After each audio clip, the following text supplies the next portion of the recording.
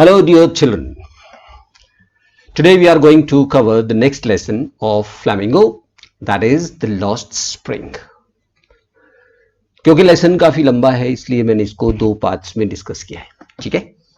और आज हम पार्ट 1 डिस्कस करते हैं और पार्ट 1 के मैंने एंड में क्वेश्चंस भी डिस्कस कर दिए इसमें, ठीक है। फिर हम पार्ट 2 शुरू कर पाएंगे आज ही, शायद शाम को। ओके, तो आप इसे कर लीजिएगा। So, here we go. Lost Spring by Anish जंग, ठीक है। अनीश जंग ने लिखा है। पहले लेसन पढ़ाने से पहले बड़ी इंपॉर्टेंट चीज बता दूं, ये मेटाफोरिक है, इनफैक्ट मेटाफोरिकल है। ये जो टाइटल है ना इसका, स्प्रिंग, ठीक है, लॉस्ट स्प्रिंग। इसमें मेटाफर क्या है पहले ये समझ लो, ठीक है। ये स्प्रिंग यहां रिप्रेजेंट करता है चाइल्डहुड को। किसको? तो एक तरीके से ये चैप्टर का नाम क्या है? Lost childhood. Is it clear?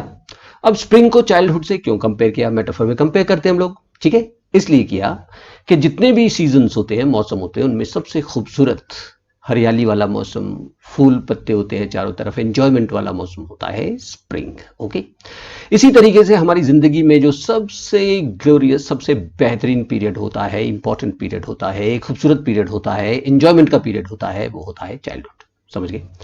तो आज अनीश जंग हमें बताएंगी स्टोरीज ऑफ स्टोलन चाइल्डहुड, यानी कुछ बच्चों की कहानियां बताएंगी जिनका लॉस्ट चाइल्डहुड हो गया है, यानी जिनका चाइल्डहुड खो गया है। Is it clear? ठीक है। ऑथर के बारे में ज्यादा आता नहीं है, बस नाम याद रखिएगा। तो थोड़ा सा बता देता हूं, ठीक है। She was born in Rourkela, ठीक है, हैदराबाद में बड़ी हुई वो, ठीक है। उसके बाद एजुकेशन हैदराबाद, पहले हैदराबाद में, फिर यूनाइटेड स्टेट्स ऑफ अमेरिका में, ठीक है। पेरेंट्स भी राइटर्स थे, ओके। फिर उन्होंने एज अ राइटर शुरू किया। एडिटर रही हैं कई मैगजीन्स के, न्यूज़पेपर्स के, कॉलमनिस्ट रही हैं, ठीक है। और ये जो एक्सट्रैक्ट है, ये इनकी एक बुक है, lost spring stories of childhood, उसका एक एक्सट्रैक्ट है, ये पूरी बुक नहीं है, ठीक है। तो यहां पर उन्होंने कुछ बच्चों को कैसे एक्सप्लॉइट किया जाता है ये डिस्कस किया हुआ है, याद रखिएगा। और कभी इसके थीम की बात आ जाए तो here she is discussing about the child labour, ठीक है। घूम फिर के वो चाइल्ड लेबर की बात करती है, बच्चों की क्या मुसीबत होती है, ठीक है। तो मैं बहुत तेजी से जरा इसको एक्सप्लेन कर देता हूं, फिर क्वेश्चंस को डिस्कस करेंगे, राइट। Let's move on. तो पहला जो पार्ट है उसका सब टाइटल है समटाइम्स आई फाइंड अ रूपी इन द गार्बेज, ठीक है। ये कहानी है एक बच्चे की जिसका नाम है साहिब, ठीक है। तो एक दिन राइटर को एक बच्चा देखता है, उसको अक्सर देखती है वो, जिसका नाम है साहिब, और उससे क्वेश्चन पूछती है वो, Why do you do this? I asked Sahib, whom I encounter every morning, scrounging for gold in the garbage dumps of my neighborhood. ठीक है, एक बच्चा मिलता है मुझे, नाम है उसका साहिब, ठीक है। रोज मिलता है करीब करीब, और मैं जब भी देखती हूँ तो वो स्क्राउंज कर रहा होता है। स्क्राउंज मतलब सर्चिंग, ठीक है, सर्च कर रहा होता है, और ऐसे सर्च कर रहा होता है जैसे वो सोना ढूंढ रहा हो, गोल्ड ढूंढ रहा हो गार्बेज डंप्स में, ठीक है, कूड़े के ढेर में सोना ढूंढ रहा हो। अब ये कूड़े के पीठ में सच में सोना नहीं ढूंढता है, याद रखना। यहां गोल्ड का मतलब है something which is as important as gold for him, ठीक है। वो चीज जो उसे रोटी, कपड़ा और मकान दे सकती है, समझ गए, शेल्टर दे सकती है, क्लोथ्स दे सकती है, फूड दे सकती है, इसलिए गार्बेज को गोल्ड कहा गया है, समझ गए। तो मेरे पड़ोस में ही वो मिलता है मुझे।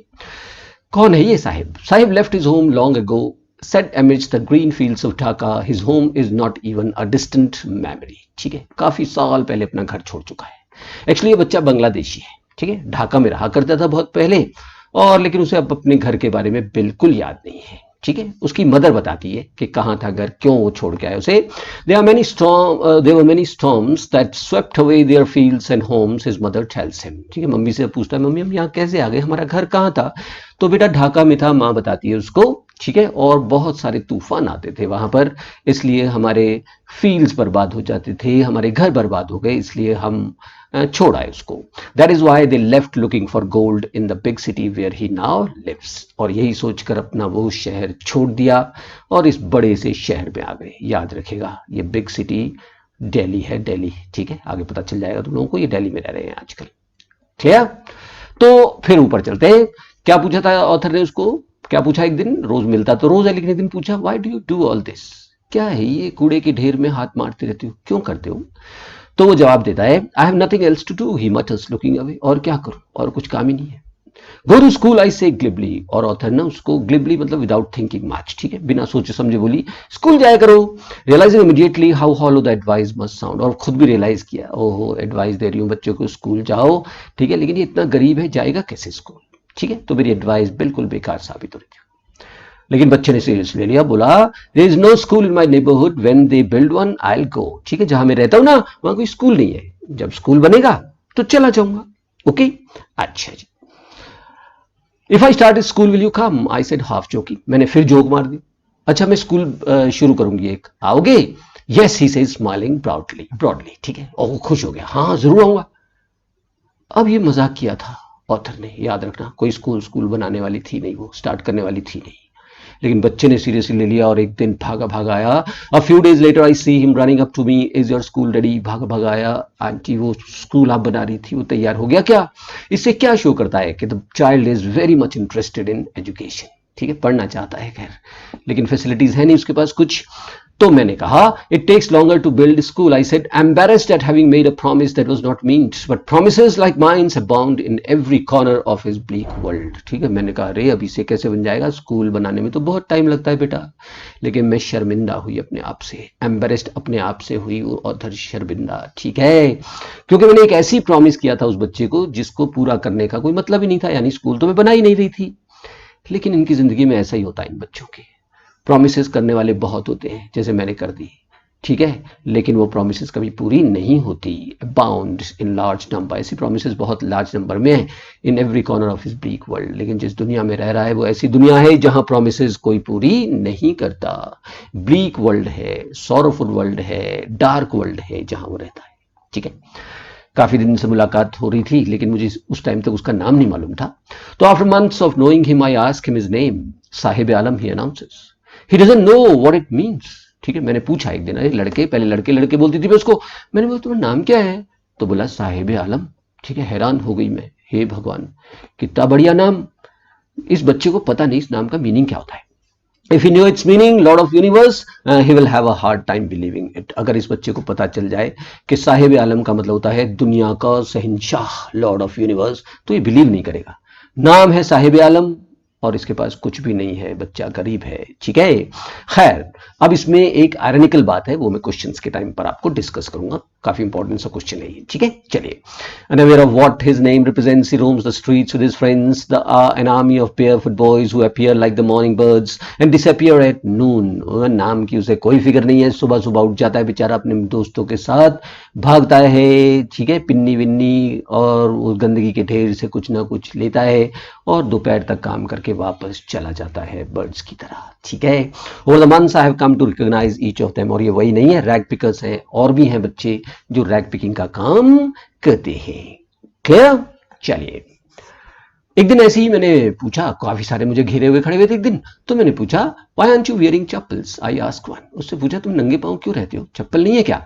दूसरे ने जवाब दिया, और उस बच्चे ने जवाब दिया, my mother did not bring them down from the shelf, he answered simply, मेरी मदर है चप्पल तो, लेकिन मम्मी ना वो ऊपर टांग के रखती है, उनको देती नहीं है। हाँ, लेकिन फिर एक दूसरे बच्चे ने जवाब दिया, even if she did he will throw them off, adds another who is wearing shoes that do not match, when I comment on it he shuffles his feet and says nothing.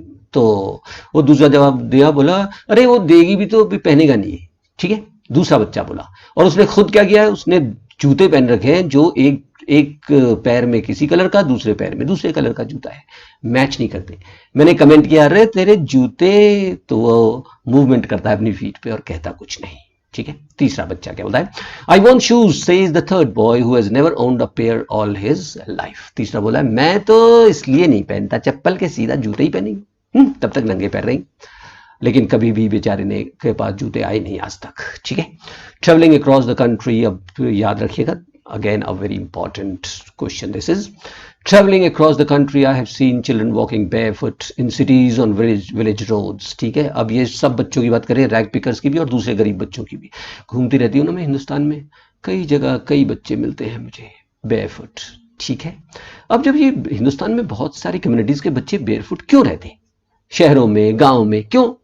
तो ये दो reasons हैं, it is not lack of money but a tradition to stay barefoot is one explanation, ठीक है। कई जगह पर मुझे एक्सप्लेनेशन दिया जाता है कि पैसे वैसे की बात नहीं है, हमारी ट्रेडिशंस है नंगे पांव रहना, ठीक है, बेयरफुट रहना। और इसमें हंसिएगा मत, इसमें ये मत सोचिएगा कि ऐसा कैसे हो सकता है। एक्चुअली हमारे यहाँ कई जगह ट्राइबल एरियाज हैं, ट्राइबल्स जो हैं वो बेयरफुट रहना पसंद करते हैं। Is it clear? ट्रेडिशन है उनकी कि वो जूते चप्पल नहीं पहनते हैं, लेकिन असली रीजन यही है। देखो, I wonder if this is the only, this is only an excuse to explain away a perpetual state of party, ठीक है। लेकिन मुझे लगता है कि जो मेन रीजन है जूते ना पहनने का वो है the absolute state of party. बहुत ज्यादा जो पार्टी में रह रहे हैं बच्चे, गरीबी में रह रहे हैं। तो ये क्वेश्चन आ जाएगा, दो रीजन है, ठीक है। क्यों नहीं पहनते हैं, क्यों नंगे पांव रहते हैं बहुत सी कम्युनिटीज के बच्चे? क्योंकि because of party and because of an tradition, ठीक है, ट्रेडिशन की वजह से। ये दो पॉइंट्स आएंगे। चलिए साहब, फिर वो एक कहानी बता दी हमें। I remember a story a man from Udupi once told me. As a young boy, he would go to the school past an old temple where his father was a priest. ठीक है, एक आदमी मिला मुझे और रहा होगा 40 के करीब का आदमी, ठीक है। तो उसने मुझे बताया कि वो उडुपी में रहता था पहले, ठीक है, और उसके पापा प्रीस्ट थे एक टेम्पल में, ठीक है। तो जब भी वो स्कूल के पास से जाता था तो टेम्पल में जाता था और क्या करता था, he would stop briefly at the temple and pray for a pair of shoes. Father उसके प्रीस्ट थे, याद रखना, टेम्पल में पंडित जी थे, लेकिन इतने गरीब थे वो लोग कि बोलता है मैं जाता था टेम्पल में और वहां पर देवी माँ से, भगवान से प्रेयर करता था, हे भगवान जूते दिला दो, हे भगवान जूते दिला दो, हे भगवान जूते दिला दो। 30 years later I visited his town, लेकिन मुझे यकीन नहीं हुआ प्रीस्ट के बच्चे भी इतने पुअर। खैर मैंने उसका एड्रेस लिया और पहुंच गई उस टेम्पल में जहां कभी वो रहा करता था, जहां कभी उसके पापा प्रीस्ट थे, which was now drowned in the air of dissolution, ठीक है। वहां पर टेम्पल जो उसने बताया था ना, आज भी था लेकिन बहुत आइसोलेशन में था, अलग थलग सा था वो। In the backyard where lived the new priest, there were red and white plastic chairs. ये गई क्यों थी यहाँ? उसे यकीन नहीं हुआ कि प्रीस्ट के बच्चे भी इतने गरीब हो सकते हैं। तो मैंने देखा कि वहां आजकल नया एक प्रीस्ट था, ठीक है, और उसके घर में रेड और व्हाइट प्लास्टिक चेयर्स भी थी। तभी मैंने क्या देखा, a young boy dressed in a grey uniform wearing socks and shoes arrived painting and through his school bag on the folding bed. उस प्रीस्ट का लड़का आया, ठीक है, मम्मी मम्मी पापा पापा कुछ कहता कहता आया और मैंने देखा उस बच्चे के पास सॉक्स भी थे, शूज भी थे, ठीक है, बैग भी था, यूनिफॉर्म भी थी, बढ़िया भाई, तो इसकी हालत तो बहुत अच्छी है भाई। So looking at the boy, I remembered the prayer another boy had made on the made to the goddess when he had finally got a pair of shoes. ठीक है, तो मुझे याद आया, इनफैक्ट पहले भी ऐसी कुछ कहानी सुनी थी। पहला प्रेयर बच्चे ऐसे ऐसे गरीब क्या करते थे, हे भगवान जूते दिला दे, और अगर उनको जूते मिल जाते थे ना तो वो क्या, उनकी प्रेयर थोड़ी सी चेंज होती थी, बस क्या, let me never lose them. वो प्रेयर करते थे, हे भगवान जूते दिला तो दिए, हमेशा ये हमारे पास ही रहने चाहिए। The goddess had granted his prayer, भगवान ने प्रीस्ट के बच्चों की शायद प्रेयर मान ली। Young boys like the son of priest now wore shoes, but many others like the rag pickers in my neighborhood remain shoeless. ठीक है, तो जो प्रीस्ट के बच्चे उनके पास आजकल शूज हैं, लेकिन रैग पिकर्स आज भी नंगे पांव रहते हैं। अब ये जो स्टोरी है मैन फ्रॉम उडुपी, इसका क्या है, मकसद क्या है? ठीक है, वो ये है कि वो ऑथर बताना चाहती है कि 30 years बैक सिचुएशन ऐसी थी कि बहुत सी कम्युनिटीज थी, जैसे community of priests and communities of rag pickers etcetera, जो शूज, जिनके बच्चे शूज अफोर्ड नहीं कर सकते थे। आज 30 साल बाद काफी कम्युनिटीज की हालत सुधर गई है, जैसे प्रीस्ट्स की हालत सुधर गई है, लेकिन रैग पिकर्स की हालत 30 साल पहले भी वही थी और आज भी वही है, आज भी उनके बच्चे शूलेस रहते हैं। ठीक है, खैर भाई, उन रैग पिकर्स के साथ दोस्ती सी हो गई, तो कहाँ रहते हो ये करके एक दिन हम लोग चले उनके रहने की जगह पर। My acquaintance with the barefoot rag pickers leads me to Seemapuri. ठीक है, उनसे जान पहचान हो गई तो मैं पहुंची उनके रहने की जगह सीमापुरी, दिल्ली का एक इलाका है, वहां पहुंची मैं। A place on the periphery of Delhi, periphery मतलब आउटस्कर्ट्स, ठीक है, outskirts of Delhi yet miles away from it metaphorically. ठीक है, तो ये सीमापुरी जो है वो दिल्ली में ही है, लेकिन वहां हालत ऐसी है कि आपको यकीन ही नहीं होता क्या कि वो दिल्ली का पोर्शन, दिल्ली का हिस्सा है। ऐसा लगता है जैसे वो मीलों दूर है दिल्ली से। क्यों? Those who live here are squatters, squatters मतलब रिफ्यूजीज। ठीक है, refugees who came from Bangladesh back in 1971। यहाँ रहने वाले सब लोग 1971 में आए हुए बांग्लादेशी हैं। ठीक है, size family is among them. Seemapuri was then a wildness, it still is but is no longer empty. ठीक है, 71 में आए थे, साहिब की फैमिली भी 71 में आई थी। सीमापुरी जो थे वो बुशी एरिया था, ठीक है, झाड़ जंगल वाला इलाका था, वाइल्डनेस था। आज भी झाड़ जंगल वाला इलाका है, लेकिन खाली नहीं है, पहले खाली था, 1971 में ये इलाका पूरा भर गया। किससे भर गया?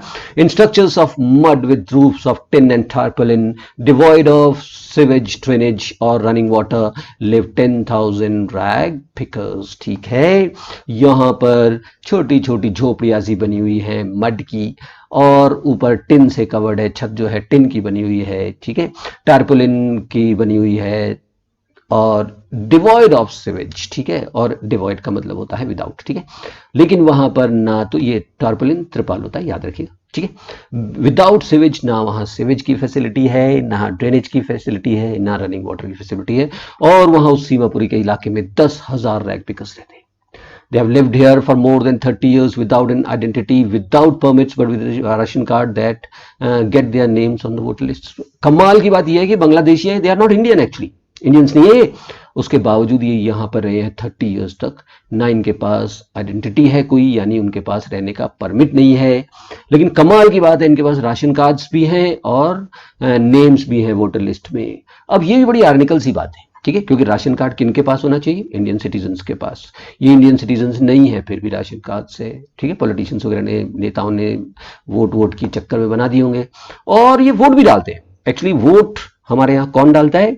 जो इंडियन सिटीजन्स होते हैं, ठीक है, लेकिन इनके पास ये सब कुछ है, बड़ी आर्निकल बात है, ठीक है। तो वोटर लिस्ट में नाम भी है इनका, and enable them to buy grain, और राशन कार्ड की वजह से इनको सस्ता ग्रेन मिल भी जाता है, ठीक है। अब ये मैं पूरा पढ़ूंगा तो आपको ढंग से समझ आ जाएगा, नीचे से एक्सप्लेनेशन शुरू करूंगा, ठीक है। Food is more important for survival than identity. If at the end of the day we can feed our families and go to bed without an aching stomach, we would rather live here than the fields that give us no grain. See a group of women in tattered saris when I asked them why they left their beautiful land of green fields and rivers, ठीक है। अब यहां से देखो, मैं एक दिन गई ना, तो मुझे एक ग्रुप मिला विमेन का, फटीचर साड़ियों में बैठी हुई थी वो सारी की सारी। मैंने उनसे पूछा, तुम अपना वो ब्यूटीफुल सा लैंड क्यों छोड़ा है, यहाँ क्यों आ गए, वहाँ इतनी अच्छी अच्छी नदियां हैं, हरे भरे खेत हैं। तो उनमें से एक का जवाब था कि यहाँ पर जब हमें तो end of the day we can feed our family, यहाँ कम से कम खाना तो मिलता है, ठीक है, और जब सोते हैं तो भूखे नहीं सोते, थोड़ा बहुत खा के ही सोते हैं, लेकिन उन फील्ड्स का क्या करें, ठीक है, जहां पर तूफान हमारे ग्रेन्स को उड़ा के ले जाते थे और हम भूखे मरते थे। ओके, चलिए, wherever they find food they pitch their tents that become transit home। transit का मतलब होता है टेम्परेरी, ठीक है। तो जहां पर भी खाना मिला वहीं उन्होंने तंबू गाड़ दिए भैया, टेम्परेरी टेंट्स गाड़ दिए, और यही उनके टेम्परेरी घर हैं। Children grow up in them becoming partner in survival, ठीक है। देखो यहाँ चाइल्ड लेबर का हिंट है, क्लियर कट। बच्चे पैदा होते हैं, जैसे ही बड़े होते हैं तो चलना भी नहीं सीखते, या चलना ही सीखते हैं इनफैक्ट, तभी वो पार्टनर इन सर्वाइवल बन जाते हैं, यानी उन्हें काम करना शुरू कर देते हैं। चाइल्डहुड तो है ही नहीं जिंदगी में। And survival in Seemapuri means rag picking. Through the years it has acquired the proportion of a fine art, ठीक है। और सीमापुरी में रहना है तो क्या करना पड़ेगा? रैग पिकिंग करनी पड़ेगी, ठीक है। और ये एक आर्ट है इनफैक्ट। हमारे तुम्हारे जैसा रैग पिकिंग करने लगे तो पता भी नहीं कि कहाँ क्या चीज मिलेगी उस कूड़े के ढेर में, लेकिन बड़े इन्हें पता रहता है कि कहाँ क्या मिलेगा, ठीक है। बहुत आर्टिस्टिक लोग हैं यहाँ पर इस मामले में। Garbage to them is gold, तो ये ध्यान रखना, ये मेटाफर, ठीक है। गार्बेज जो है वो गोल्ड की तरह है, यानी garbage is as precious as gold because it provides them with food, shelter and clothes, okay. It is their daily bread, a roof over their heads, even if it is a leaking roof, but for a child it is even more, ठीक है। कम से कम यही है जो उन्हें खाना देता है, गार्बेज। गार्बेज में जो चीजें मिलती है ना, उन्हीं की वजह से खाना मिलता है, शेल्टर मिलता है, ठीक है, चाहे लीकिंग हो कोई बात नहीं, ओके। अब आई समटाइम्स फाइंड अ रूपी, इवन अ 10 rupee note, Sahib says his eyes lightning up, ठीक है। ये मैं बात कर रही थी साहिब से, पता है मुझे कभी कभी 1 रुपए का सिक्का मिल जाता है कूड़े के ढेर में, कभी 10 रुपए का नोट भी मिल जाता है, और चमक जाती है उसके आगे। When you can find a silver coin heap of garbage, you don't stop scrounging। अब अगर एक कोई बच्चा है जिसे कॉइन मिल जाए, सोचो गार्बेज पे, तो वो कितना एक्साइटेड होता होगा, और वो और मेहनत करता होगा, और सर्चिंग करता होगा, और मिलेगा और मिलेगा, for there is hope of finding more, कि उसे और कुछ भी मिलेगा, बढ़िया चीज। इट सीम्स दैट, अब ये फिर इंपॉर्टेंट चीज है, गार्बेज के 2 मीनिंग्स है, ठीक है। बच्चों के लिए कोई और मीनिंग और पेरेंट्स के लिए कुछ और meaning. It seems that for children garbage has a meaning different from what it means to their parents, ठीक है। ऐसा लगता है कि बच्चों के लिए गार्बेज का मीनिंग कुछ और, पेरेंट्स के लिए कुछ और। अब ध्यान से समझना क्या है 2 meanings. For the children it is wrapped in wonder, for the elders it is means of survival. Elder वाला आसान है, तो ये देखो पहले, एल्डर्स के लिए गार्बेज क्या है? मीन्स ऑफ सर्वाइवल है, विच गिव्स देम रोटी, कपड़ा एंड मकान, ओके।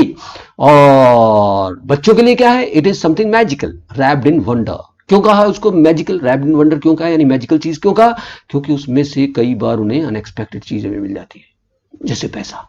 ठीक है, चलिए एक विंटर मॉर्निंग की सुबह है, ठीक है, विंटर की मॉर्निंग में, one winter morning I see Saheb standing by the fenced gate of the neighbourhood club watching two young man dressed in white playing tennis. ठीक है, एक विंटर मॉर्निंग में मुझे साहिब दिखा, ठीक है, और एक नेबरहुड में मेरे क्लब है, और उस क्लब में उसने देखा कि वो क्या देख रहा था, watching two man dressed in white playing tennis. उसने देखा कि दो आदमी ना टेनिस खेल रहे थे।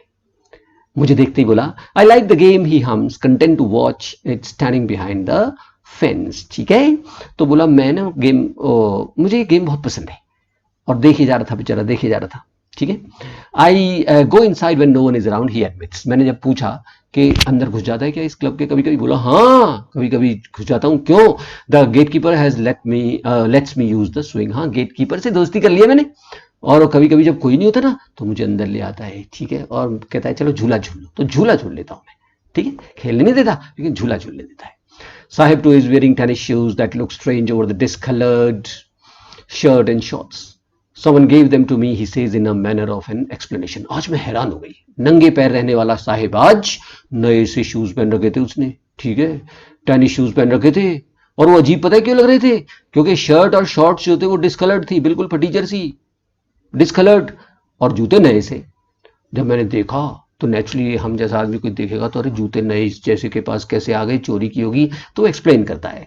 Someone gave them to me, he says in a manner of an explanation. नहीं नहीं, आप ये मत सोचो मैंने चोरी किया है, किसी ने दिए हैं मुझे ये। तो हुआ कैसे होगा, वो इमेजिन करती है एक event. The fact that they are discarded shoes of some rich boy who perhaps refused to wear them because of a hole in one of them does not bother him. For one who has walked barefoot even shoes with a hole is dream come true. Actually हुआ क्या होगा कि कोई rich boy के parents जो है उसके लिए शूज लाए होंगे। ठीक है, शूज में क्या हुआ होगा, थोड़ी दिनों बाद उसमें एक होल हो गया होगा। ठीक है, एक शूज में होल हो गया होगा, बच्चे ने पहनने को मना कर दिया, होल हो गया, मैं नहीं पहन रहा, मैं नहीं पहन रहा। तभी ये जा रहा होगा वहां से, और पापा ने बोला होगा देख ले फिर मैं एक कबाड़ी को दे दूंगा, ठीक है, रैग पिकर को दे दूंगा, और ऐसे उसको साहिब निकला होगा तो साहिब को ऐसे मिल गए। तो सपना पूरा हो गया है उसका टेनिस शूज का। तो लेकिन एक सपना उसका कभी पूरा नहीं होगा, कौन सा, but the game he is watching so intently is out of his reach. ठीक है, लेकिन वो जो गेम देख रहा है टेनिस का, उसको खेलने का सपना कभी पूरा नहीं हो सकता। ठीक है, फाइनल पैराग्राफ है, इस वाले पार्ट का ध्यान से देखेगा। एक सुबह क्या हुआ, this morning Saheb is on his way to the milk booth. एक दिन मुझे मिला, सुबह सुबह ही मिला मुझे, और वो दूध की दुकान पे जा रहा था। ठीक है, in his hand is a steel canister. पहली बार देखा कि बच्चे के हाथ में प्लास्टिक बैग नहीं था, जो वो पिन्ने विन्नियां जिसमें वो डालता था। ठीक है, आज दूध का डब्बा था उसके हाथ में, और मैंने पूछा ये क्या भाई, I now work in a tea stall down the road, he says pointing in the distance. ठीक है, बोला मैंने ना नौकरी कर लिया टी स्टॉल में। ठीक है, वो दूध है वो। I am paid 800 rupees and all my meals. वो आदमी जो है ना चाय वाला, वो मुझे 800 रुपीज देता है महीने के, और तीनों टाइम का खाना भी देता है। मैंने कहा अच्छा, does he like the job. अच्छा, बड़ा अच्छा लगा, फिर तो तुम्हें पसंद करते हो वहां काम करना। I ask, his face I see has lost the care. काम पसंद है, वो कुछ नहीं बोलता, लेकिन उसका चेहरा जो है वो सब बता देता है, बयान कर देता है। क्या, the steel canister seems heavier than the plastic bag he would carry so lightly over his shoulder. The bag was his. मुझे लगता है कि उसके जो केयर फ्री लुक था ना वो खत्म हो गया था बेचारे का, बहुत दुखी था, थका हुआ था वो। देखो ये चाइल्ड लेबर वाली बात है, चाय वाला सुबह से शाम तक बहुत काम लेता होगा बेचारे के साथ। ठीक है, जब कम से कम जब प्लास्टिक बैग था ना वो हल्का था, हल्का इसलिए कहा मतलब बोझ, काम का बोझ कम था उसके पास।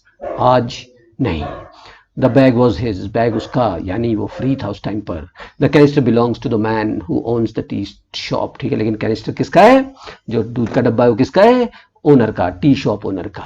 ठीक है, तो Saheb is no longer his own master. हे भगवान, इससे अच्छा तो ये रैग पिकर रहता तो ही ठीक रहता बाबा, क्योंकि इसने अपनी इंडिपेंडेंस खो दी है, ये गुलाम हो गया है टी शॉप ओनर का। ठीक है, तो ये हुआ बेटा फर्स्ट पार्ट, साहिब वाली कहानी।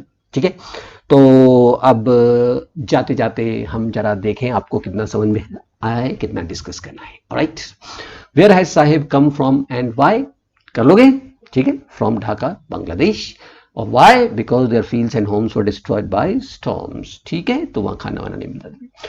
What promise did the author make to Saheb? क्या प्रॉमिस किया था ऑथर ने साहिब को कि वो एक स्कूल बनाएंगी, ठीक है, और वो वहां पढ़ने आ सकता है। Why did it remain unfulfilled? Unfulfilled क्यों रही वो प्रॉमिस? क्योंकि उसका इरादा ही नहीं था स्कूल बनाने का, वो तो मजाक कर रही थी उसके साथ। Okay, why is Saheb's name ironical? ठीक है, आयरॉनिकल समझते हो क्या होता है? आयरॉनिकल होता है अपोजिट ऑफ एक्सपेक्टेड थिंग। कोई तो एक्सपेक्ट कर रहे हो तुम और उसका उल्टा हो जाए, ठीक है, वो आयरॉनिकल होता है। ओके, जैसे साहिब का नेम आर्निकल क्यों है? पहले आप साहिब का पूरा नाम लिखेंगे।